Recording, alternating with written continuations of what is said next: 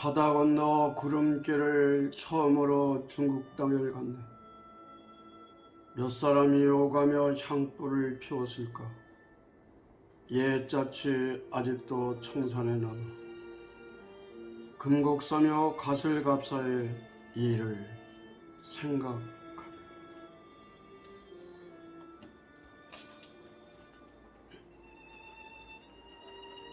항해 조천 한지 운이요 긴 내왕 읍청 청년 종적 청산제요 금곡 가서 사감 삼국유사 의회편 원강 서학과 관련한 이런 선사의 찬시가 있습니다. 여기에 항해 초천이라 합니다. 배를 타고 바다를 건너서 처음으로 뚫을 천자지면 밟는다. 처음으로 밟았다. 중국 땅과 하늘을 밟았다. 처음으로 견당 유학을 갔다. 긴 내왕 읍청분이라 몇 사람이 중국 땅에 가서 그렇게 두 손을 모아서 분양을 했다. 이 청분은 절의 부처님 앞에서 예불을 할 때 앞서서 향을 사르는 거 아닙니까? 선용종적 청산제라. 님은 같지만은 이 옛날 얘기가 됐죠. 돌아왔으니까. 그의 자취는 푸른 산 청산과 같이 그의 가르침은 여전하여 원광법사가 머물던 안강의 금곡사, 청도의 가슬갑사의 그러한 사적에 관한 어떤 가히 기록이나 전해오는 구전으로 알 수가 있구나.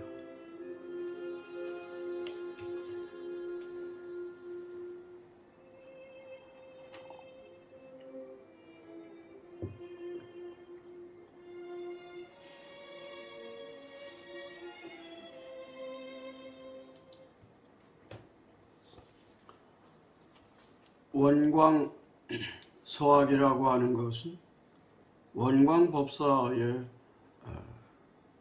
견당 유학을 말하는 것이죠. 무슨 일이나 시작이 반이라고 처음 하다 보면 시행착오가 많게 되고 그렇지 않습니까? 진평왕 때 일이었죠. 신라에서 당나라로 보내는 그런 견당 유학승으로서 원광법사가 처음으로 건너가게 됩니다. 이러한 원광법사에 대한 사정은 당속 고승전 권 13에 올라 있기도 하지. 원광법사는 신라 서라벌의 황룡사가 아니고 황룡사에서 이렇게 머물고 있었고, 그의 속성은 박씨, 박혁거서의 후손이라는 말이겠죠. 상문유사의 기록을 따르면 본디 삼한 사람이라 마한 진한 변한 그 가운데에도 진한 사람이라 이거죠.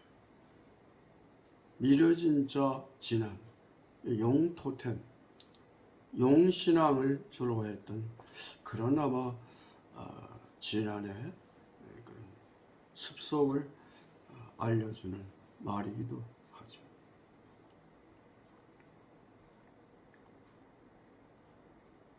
법사가 나이 25 젊은 나이에 배를 타고 험한 바다를 건너 당시 금룡 오늘날의 남경으로 들어갔습니다. 이 남경은 명나라 주원장이 처음으로 도읍을 하고 건국을 했던 곳이기도 하죠. 일제강점기에는 그 일제의 어떤 총칼에 희생당한 그 수많은 사람들이, 그 사람들의 유골이 이렇게 역사 박물관에 남아 있는 것을 실제로 가서 견문을 할 수가 있습니다. 물론 저도 20여 년 전에 갔던 기억이 나는데요. 김동리 선생의 그 단편 소설 등신불의 그런 배경이 된 그런 공간이기도 합니다. 당시는 이 베풀진짜 진나라 땅이었었는데 금명이 말이죠. 들어가 보니까 정말 너무나 이 문화적인 충격이 너무나 큰 거예요. 설업을 하고는 너무나 여러 가지 불교의 어떤 신앙의 형태라든가 그런 어떤 수준이 너무나 다르고 공부할 게 너무 많은 거라. 좌고우면하지 않고 정말 열심히 그리고 그지없이 수행정진을 했습니다. 이때 신라 조정에서는 당나라 그 황제에게 원광법사를 되돌려 보내달라고 그렇게 여러 차례 그런 어떤 제청을 합니다. 그래서 당나라 임금은 그 원광법사를 정중하게 대접하고 그리고 여러 가지 편의를 봐서 참 나름대로 예우를 해서 신라로 돌아오게 됩니다.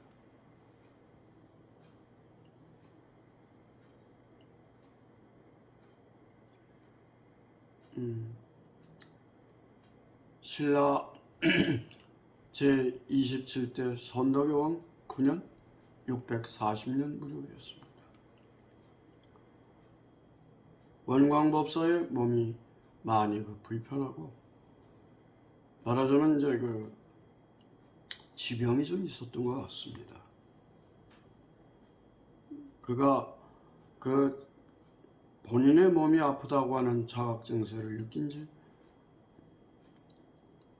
7일 뒤에 그는 간절한 어떤 제자들에게 또는 아는 사람들에게 어떤 자기의 어떤 가르침 이런 어떤 경계를 하고 그렇게 남기고서는 머물렀던 황융사에서 그의 생을 마감했는데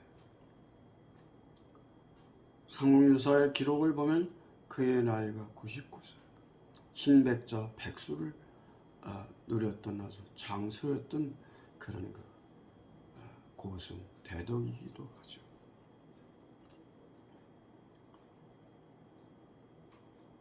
그가 입적을 했을 때 돌아갔을 때 동북쪽 하늘에서는 음악 소리가 나고 그리고 절간 안에는 이상한 향기가 가득했다 말이에요.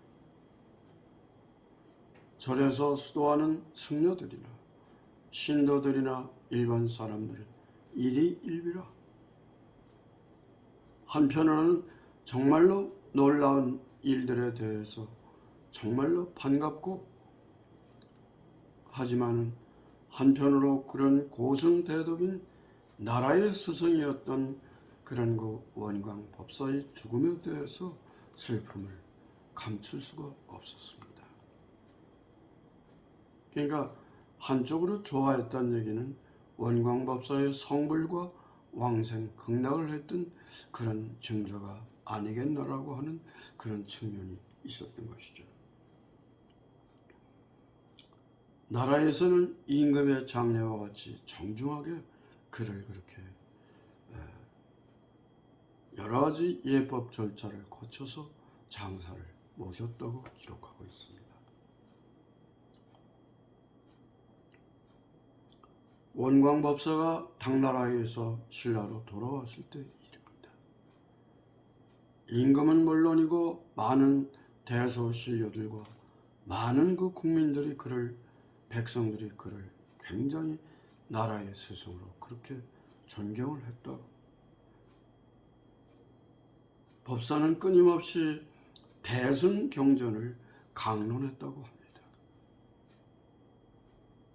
소승 경전이 소승 불교가 개인의 어떤 희로애락, 어떤 행불행을 갖다가 이렇게 좀 넘어서 행복을 추구하는 그런 하나의 흐름이 있었다면 대성불교는 나라와 결에 의했던 안위와 번영을 앞세우는 그러한 민족 공동체를 위한 그런 큰 틀에서의 어떤 홍익 인간과 같다고 하는 그런 점을 말씀드릴 수가 있을 것 같습니다.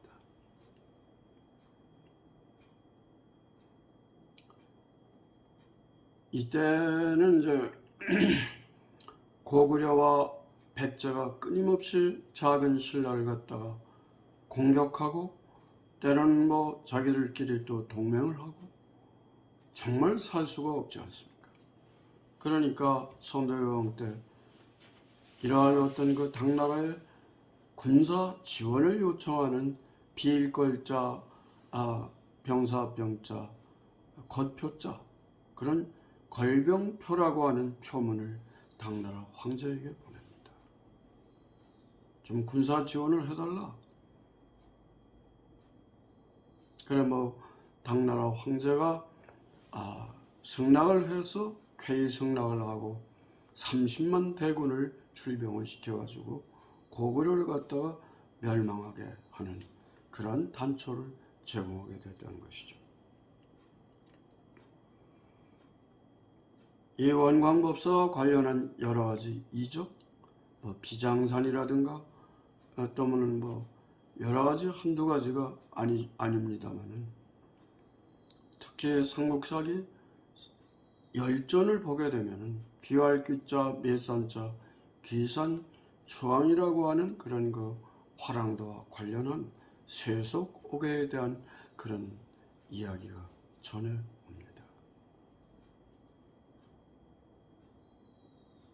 이 귀산과 추왕이 청도의 오늘날 운문사의 절이었던 가설갑사, 가서갑사라고도 하죠. 그 가설갑사의 원광법사를 찾아가서 정중하게 인사를 드리고 여러 가지 배움을, 가르침을 청합니다. 그러니까 이 원광법사가 하는 말이에요. 불교에는 이 보살계라고 하는 게 있는데 이 계니까 기울 하나의 계명이겠죠. 지켜야 할 도리인데 첫째는 사군이충, 임금을 섬김에 있어서 충성을 다할 것이고 둘째는 사친이요라, 부모를 섬김에 있어서 효도를 다할 것이고 셋째는 친구를 사귐에 있어서 신의를 다하고 넷째는 싸움에 나가서 물러서지 말라는 임전무태가 있고 다섯 번째는 살생유택이라 살아있는 그런 생물, 짐승이라도 때와 장소를 가리라고 하는 그런 다섯 가지 그런 세속오개 하는 그런 가르침을 주게 됩니다. 그러니까 이 귀산과 추왕이 정중하게 인사를 하고 됨으로써 앞에 있는 네 가지는 그런대로 알겠는데 다섯 번째 살생유택이라고 하는 부분을 좀 더 이렇게 말씀해 주시면 안 되겠습니까? 그러면 살아있는 모든 생물을 죽이지 말라, 먹지도 말라 그런 거는 아니겠죠. 물론 아니지. 물론 아닙니다. 이 불교에서는 육제일이라고 해서 한 달에 6번의 몸을 삼가는 그런 제일이 있어요. 제라고 하는 말은 원래가 삼가한다는 말이죠. 수행정진할 때 어떤 여러 가지 몸과 마음을 깨끗이 하고 그렇게 경건한 마음으로 경건한 시간을 가지라는 것이죠. 한 달로 말하면 8일, 14일, 15일, 23일, 29일, 30일. 그때는 짐승을 잡거나 어떤 생물을 죽이는 그런 일들을 가급적 삼가하라는 이야기로 보면 됩니다. 말하자면 새끼를 뵌 짐승을 잡는다든가 죽인다든가 그거 하지 말라는 얘기죠. 이렇게 귀선과 취향이 받은 이러한 하나의 그 세속 오계를 실천 수행함으로써 통일신라의 기반을 그렇게 다지게 된다는 겁니다.